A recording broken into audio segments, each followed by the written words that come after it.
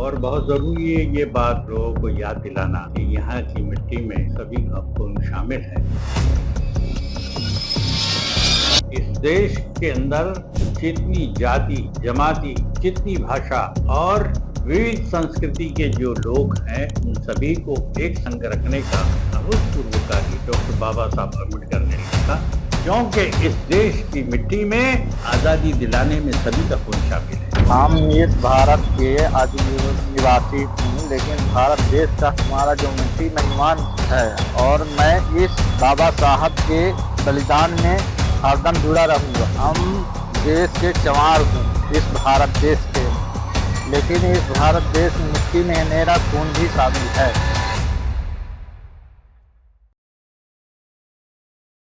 मैं महाराष्ट्र के इस अभियान को मुबारकबाद पेश करूंगा कि आपने बहुत ही सही ढंग से और सही वक्त पर इस काम की शुरुआत की है। और बहुत ज़रूरी है ये बात लोगों को याद दिलाना कि यहाँ की मिट्टी में सभी का खून शामिल है, और उसी की कड़ी बनकर हमको आपने अपनी बात करने का और भारत की उन तमाम जनता के सामने अपने आप को पेश करने का मौका दिया। आज ज़रूरत इस बात की है, जबकि संविधान के निर्माता परम पूज्य डॉक्टर बाबा साहब अम्बेडकर ने जब संविधान लिखा तो उनके संविधान मंडल में अपनी अपनी बात को रखने के लिए जो मंडल बना था, उन तमाम लोगों के विचारों को सुनने के बाद इस देश का संविधान बना, जिस संविधान ने सभी धर्म ग्रंथों की पवित्रता को कायम रखा। और सिर्फ उतना ही नहीं, इस देश के अंदर जितनी जाति, जमाती, जितनी भाषा और विविध संस्कृति के जो लोग हैं, उन सभी को एक संग रखने का अभूतपूर्व कार्य डॉक्टर बाबा साहब अम्बेडकर ने लिखा। और उनको हम याद करते हैं इसलिए क्योंकि वो भारत के संविधान के निर्माता ही नहीं, भारत की आज विविधता में एकता है, उसको निर्माण करने वाला वो निर्माता, जिसको हम सब लोग परम पूज्य डॉक्टर बाबा साहब अम्बेडकर कहते हैं, जो भारत रत्न है। आज मैं ये बात आपको बताता चलूं, जिस बात का जिक्र आपने किया कि मेरा परिवार देश की स्वतंत्रता संग्राम में कैसे रहा। मेरे दादा इस्माइल नूर मोहम्मद हकीम, इन्होंने बैरिस्टर गोखले साहब की मौजूदगी में कांग्रेस में प्रवेश किया। ये जब प्रवेश कर किया उन्होंने, तो अंग्रेजों को ये उस दौर के आज़ादी के सिपाहियों की हरकतें जो पसंद नहीं आई, जो क्रांतिकारी भूमिका लेकर चल रहे थे, जो देश के सभी जाति धर्म के लोगों को एक संग रख के इस देश की, इस भूमि की आत्मीयता हमें और आपको क्यों रखनी है, इसका महत्व समझा रहे थे। और उस दौर के सत्ताधीश अंग्रेजों का जोर जुल्म हमारी इस सरजमी पे इतना रहा कि उन्होंने गरीब, अशिक्षित और पिछड़ी हुई जाति जमाती के लोगों को किस तरह से कुछ सत्ताधीश लोगों को हाथ में लेकर किस तरह से उन्होंने जोर जुल्म किया, इस बात को उस दौर में देखा जिन लोगों ने, जिसका अनुभव लिया, उन सभी लोगों ने कांग्रेस का दामन थामा और कांग्रेस के इस विचारधारा को सामान्य जनों तक पहुंचाने की जिम्मेदारी ली। उसमें मेरे दादा इस्माइल मोहम्मद हकीम ने अपनी भूमिका अपनाई और उस कांग्रेस के कार्यक्रमों के मुताबिक वो काम करते रहे। 1915 में उन्हें अंग्रेजों ने सिंगापुर काला पानी की सजा दी और वो सजा इतनी क्रूरता थी कि जब उनको पकड़ा और उसके बाद जब सिंगापुर भेजने से पहले उन्होंने परिवार के सभी लोगों को पूरी तरह से ध्वस्त कर दिया। ये कोशिश उनकी रही कि परिवार के लोगों को तकलीफ देने पर शायद ये विड्रॉ करे, ये अपना कदम पीछे ले, हमारी अंग्रेजों की हुकूमत के खिलाफ बोलना बंद कर दें। ये सोचकर अंग्रेजों ने परिवार की जो सुविधाएं थी वो सारी निकाल ली, खेत जमीन ले ली, मकान कब्जे में ले लिए और कुछ नहीं रखा। ऐसे कठिन समय में भी पूरा परिवार स्वतंत्रता आंदोलन में आगे बढ़े हुए अपने परिवार के सदस्य के पीछे खड़ा रहा। ये एक बहुत बड़ा योगदान रहा। उसके बाद वो जब पूरी काला पानी की सजा भोग कर सिंगापुर से वापस आए तो लगातार देश की आजादी तक उनका जेलों का प्रवास रहा। सिंगापुर से लौटने के बाद कभी इरोड़ा रहे, कभी अहमदनगर की जेल में रहे, कभी सतारा की जेल में रहे। महाराष्ट्र के किसी भी इलाके की जेल नहीं रही कि जिसमें उनको बंद नहीं किया गया। महाराष्ट्र के अंदर स्वतंत्रता सेनानियों में इतनी ज्यादा किसी परिवार का योगदान नहीं है जितना योगदान मेरे परिवार ने दिया। पूरी जिंदगी उनकी आजादी तक 1915 से लेके 1947 तक लगातार जेलों में रहकर सजा भुगतने वाला मेरा परिवार, मैं उसका सदस्य हूं, इस बात का मुझको गर्व है। मेरे पिताजी 1942 की चले जाओ मूवमेंट में उन्होंने बंबई में हिस्सा लिया और वो भी जेल में गए। तो ये मेरा अपना परिवार का स्वतंत्रता आंदोलन में योगदान रहा।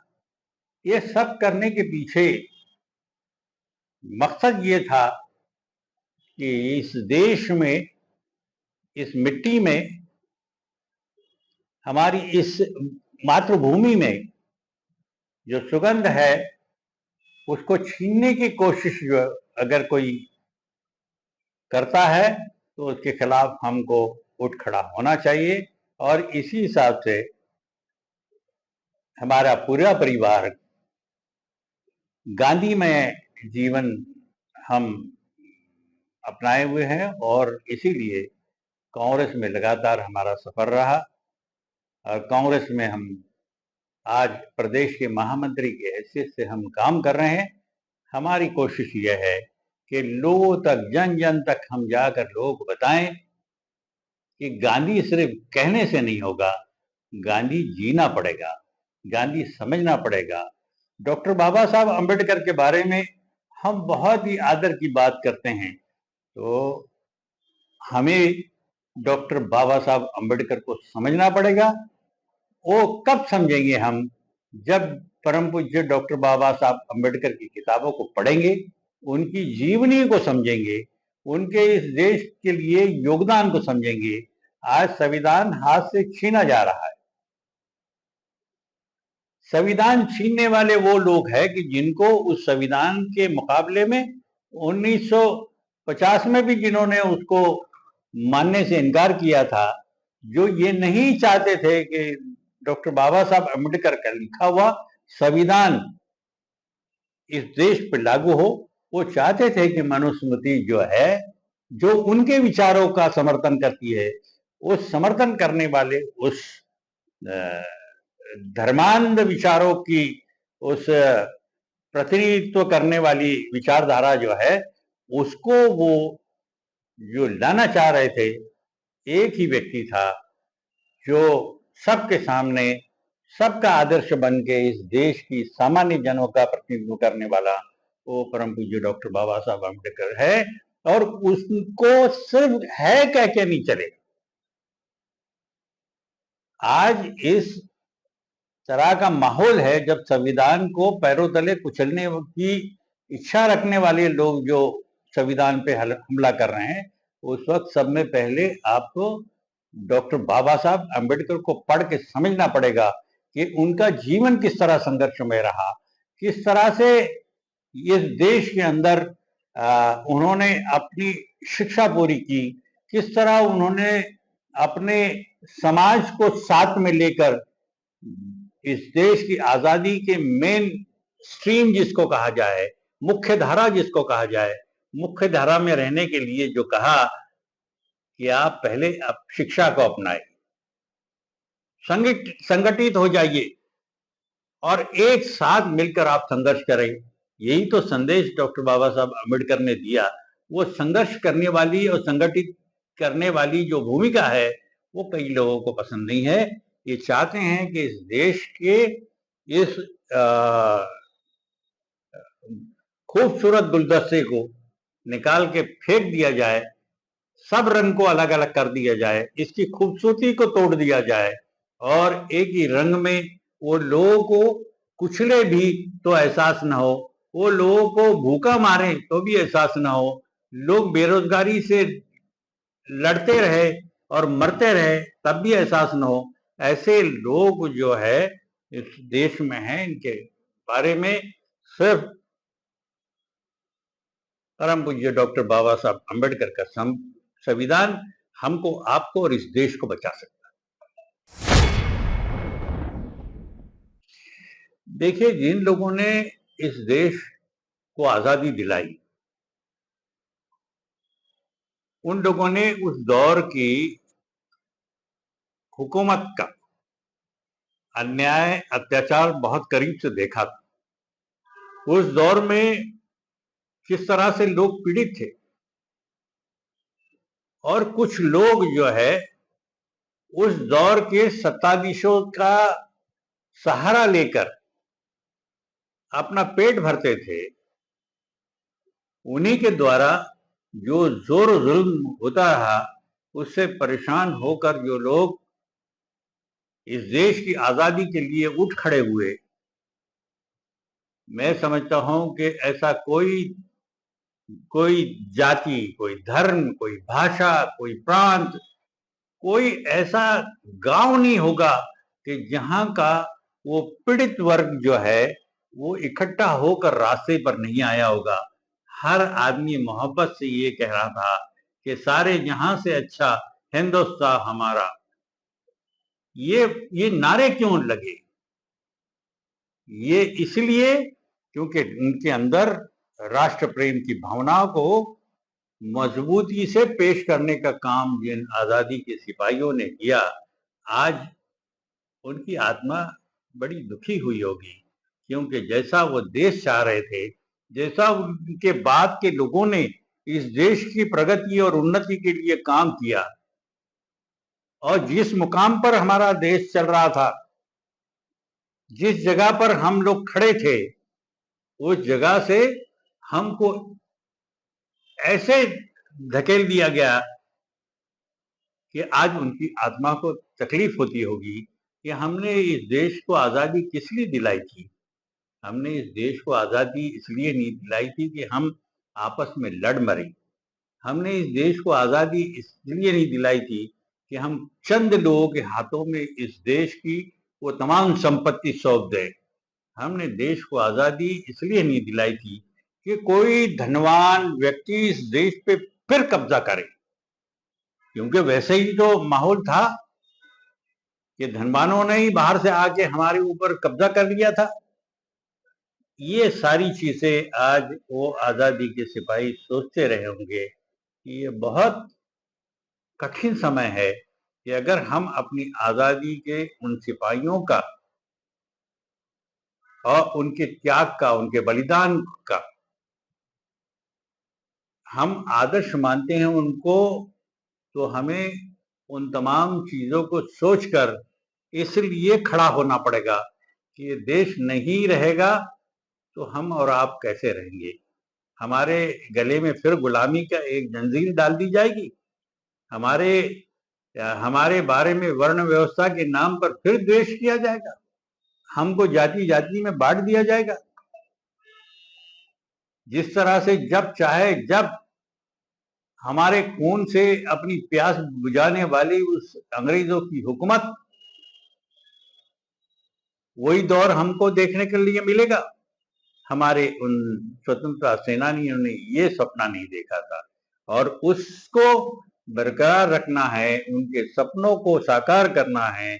तो इस देश के सभी लोगों को अपने मतभेद बाजू में रख के दरकिनार करके इस देश के आदर्श के लिए हमको एक होना पड़ेगा और हम सब संगठित हो जाए, फिर एक मर्तबा इस देश की विविधता के जो है गुलदस्ता बनाकर हमको एक खूबसूरत हर रंग को एक साथ करके हम खूबसूरती से जब पेश करेंगे, तभी हमारा ये दावा सही ठहरेगा। ये सही दावा हम कर सकते हैं कि हम भारत रत्न डॉक्टर बाबा साहब अम्बेडकर के संविधान को मानते हैं। ये दावा सही ठहरेगा कि उन्होंने दिए हुए सारे संदेश के ऊपर हमारा हमारी नजर है और हम वो जो चाह रहे थे उसी तरह के देश के लिए हम लड़ेंगे, क्योंकि अब दूसरी स्वतंत्रता आंदोलन का वक्त आ गया है। इस देश को अगर टिकाना है तो डॉक्टर बाबा साहब अम्बेडकर ने जो हमको संविधान दिया है उसको मजबूती से थाम कर और उसको मजबूत रख करके हमको आगे बढ़ना पड़ेगा। सर, मेरा तीसरा प्रश्न ये है कि जैसे कि आपके जो दादाजी थे और आपके जो पिताजी थे, दोनों धर्म से मुसलमान हैं और दोनों ने अपनी इस भारत के लिए, भारत की मिट्टी के लिए अपनी जानो और आन बान सब लगा दी। पर जब भी आज भी कोई व्यक्ति आजादी की बात करता है तो वहां पे कई सारे ऐसे सोच के, ऐसे विचारधारा के लोग हैं कि कहते कि मुसलमानों का कोई योगदान नहीं था आजादी में। देखिए, इस तरह का जो जिक्र हमेशा होता रहता है कि मुसलमानों का योगदान इस देश की आजादी की तहरीक में नहीं रहा। ये वो लोग कहते हैं कि जो लोग अंग्रेजों के नाम से पेंशन खाते थे। अंग्रेज उनको इसी बात के लिए पैसे देते थे कि आप समाज के अंदर ये बांटने का काम करो, आप समाज के अंदर इतना जहर फैला दो कि एकता ना हो सके। और वो सपना जो उनका था वो उस दौर में, गांधी के दौर में, डॉक्टर बाबा साहब अम्बेडकर के दौर में और स्वतंत्रता आंदोलन में हिस्सा लेने वाले मौलाना अबुल कलाम आजाद, वल्लभ भाई पटेल, इन लोगों ने सब ने मिलकर एक साथ कुचल दिया था, क्योंकि इस देश की मिट्टी में आजादी दिलाने में सभी का खून शामिल है। कोई ऐसी गली नहीं रही कि जिसके अंदर मुसलमानों के धर्म गुरु को अंग्रेजों ने फांसी के तख्ते पर नहीं लटकाया। पेड़ों पे लटकी हुई लाशें वो धर्म गुरुओं की थी। और फिर आप पूछो कि हमारा योगदान नहीं, तो योगदान किसका रहा? जिन लोगों ने अंग्रेजों के खबरी बन के काम किया उनका योगदान रहा। जो अंग्रेजों से बार बार माफी मांगते रहे उनका योगदान रहा। मुसलमानों के ताल्लुक से अगर आप कहेंगे तो 1946 में, 1946 की बात मैं कहने जा रहा हूं, 1946 में चुनाव हुए लोकल बोर्ड और मेरे ग्रैंडफादर, मेरे दादा सातारा, जो महाराष्ट्र का सातारा इलाका है, वहां से कांग्रेस के उम्मीदवार थे और लड़ाई किसके खिलाफ थी? मुस्लिम लीग के। आप कई लोग जो ये हम पे इल्जाम लगाने वाले, ये पश्चिम बंगाल में मुस्लिम लीग के साथ हुकूमत बनाने वाले, हम तो मुस्लिम लीग के सामने चुनाव लड़ रहे हैं और ये बता रहे हैं उनको कि ये देश तुम्हारा नहीं, और इस देश के विभाजन की मुखालफत करने वाला वो चुनाव था 46 का। तो कैसे आप दावा कर सकती हैं? सारा घर जिन्होंने बर्बाद कर दिया। महाराष्ट्र के अंदर ऐसा कोई गांव नहीं होगा, पूरे देश के अंदर ऐसा कोई गांव नहीं होगा कि जिसके अंदर शहीद मुसलमान नहीं होगा, जिसने अपनी शहादत दी अपने वतन के लिए। तो मेरा खून तो इस मिट्टी में शामिल है ना। मैं तो यहीं पैदा हुआ और इसी मिट्टी में जाने वाला हूं, और जितने हमारे पुरखे हैं वो यहीं पैदा हुए, यहीं मिट्टी में दफन है। आप फिर भी कहोगे ये वतन हमारा है, तुम्हारा नहीं। ये वतन जिसकी मिट्टी में मेरा खून है, ये वतन मेरा है, उनका नहीं है जो डॉक्टर बाबा साहब अम्बेडकर को नहीं मानते, जो महात्मा गांधी को नहीं मानते, जो देश के संविधान को नहीं मानते। ये देश को एक साथ रखने के लिए हम अपने आदर्श पुरुषों को याद सिर्फ करके नहीं चलेगा, उनके पद चिन्हों पे हमको चलना पड़ेगा। देखिए, जिस देश के अंदर महात्मा गांधी ने हरिजन बस्ती में जाकर स्वच्छता अभियान शुरू किया, हरिजनों का महत्व उन्होंने इस देश के तमाम उन धर्मांध लोगों को समझाया, उनके ऊपर इस तरह का इल्जाम लगाने वाले लोग कौन है? वही लोग हैं कि जिन्होंने गले में मटका और पीछे झाड़ू रखी थी। हमें इस बात से सावधान रहना चाहिए। इस देश में अगर डॉक्टर बाबा साहब अम्बेडकर के ऊपर इतनी बड़ी जिम्मेदारी इस देश के संविधान को लिखने की दी थी, ये वही विचारधारा है जो गांधी को मानती है, और गांधी के विचारधारा के अनुसार इस देश का संविधान जब लिखा तो आपको कहीं पर भी इस बात का एहसास नहीं होगा कि डॉक्टर बाबा साहब अम्बेडकर ने किसी एक विशिष्ट समाज के लिए, एक विशिष्ट धर्म के लिए, किसी विशिष्ट भाषा के लिए, किसी विशिष्ट प्रांत के लिए ये लिखा है। सबको लगता है कि ये मेरा है। तो ये विचारधारा का समर्थन अगर हम करते हैं तो हमें इन विचारधारा को नष्ट करने के लिए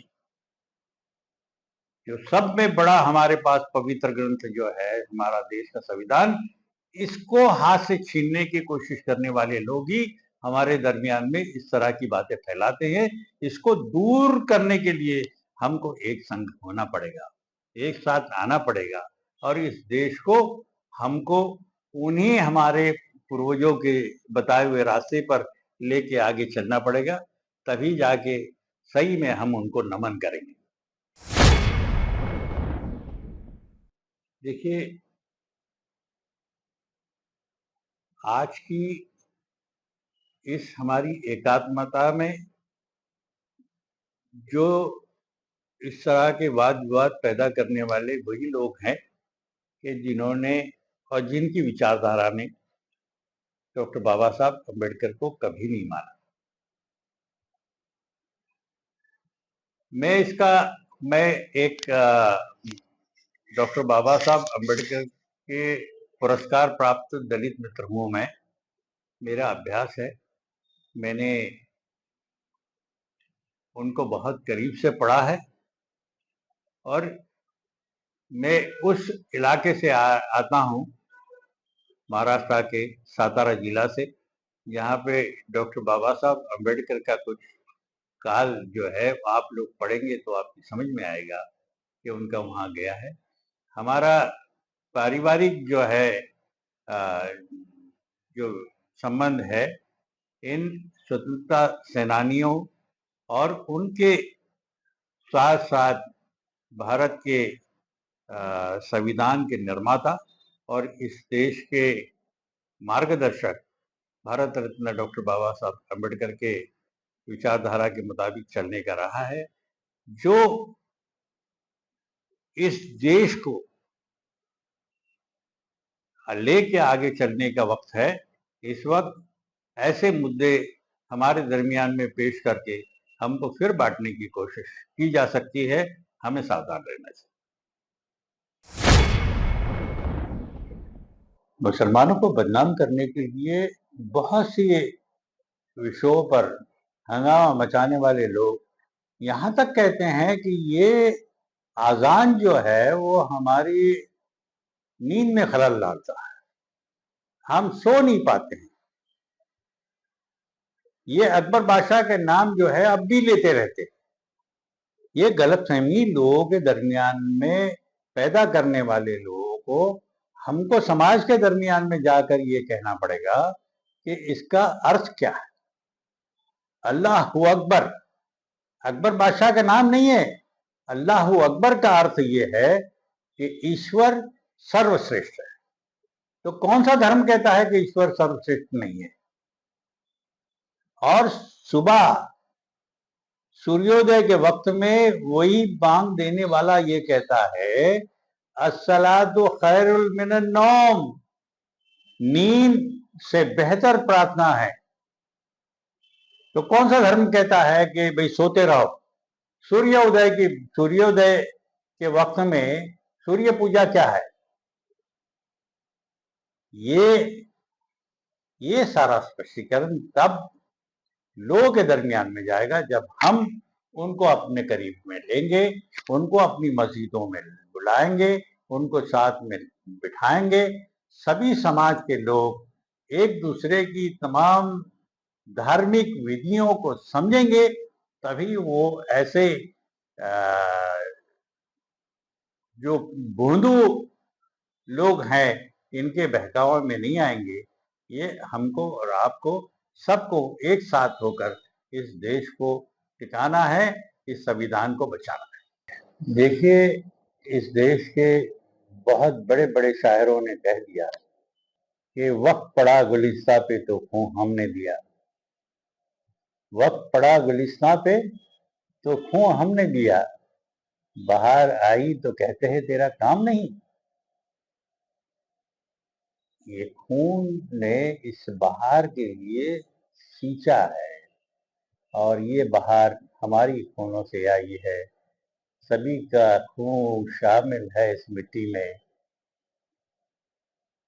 आगे की पंक्ति मैं इसलिए नहीं कह सकता कि वो शायर के लिए शोभा देती है। ये वतन जो है हमारा है, तुम्हारा नहीं है, ये कहने वाले पहले ये तो तलाश कर लो कि इस माटी में सुगंध किसका? सिर्फ खून का। और इस सुगंध का आनंद जो है वो आज की पीढ़ी दर पीढ़ी ले रही है। तो इन पे जिम्मेदारी है जिन्होंने खून बहाया है, वो ये कहकर हमारे पूर्वज गए हैं कि अब ये देश तुम्हारे हाथों में है, इस देश को संभालना तुम्हारी अपनी जिम्मेदारी है। और आज वक्त आया है, नौजवानों उठो, ये संविधान आपको पुकार रहा है कि ये संविधान को बचाओ। हमारे पुरखों ने हमारे लिए जो बलिदान दिया है उसकी ये बहुत बड़ी नेमत है, इनाम है, और इसको सजो के रखना हमारी जिम्मेदारी है।